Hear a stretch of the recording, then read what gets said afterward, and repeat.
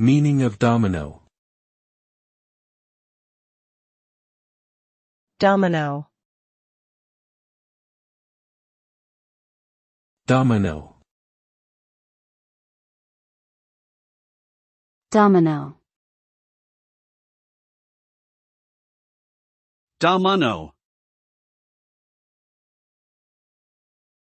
Domino is a term with several meanings, but one of the most common is a small rectangular block used for playing games.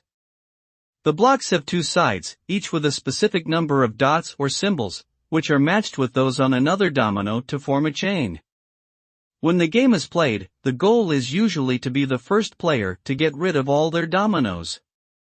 This can result in a satisfying feeling of accomplishment and strategic thinking, which makes dominoes a popular pastime enjoyed by people of all ages around the world.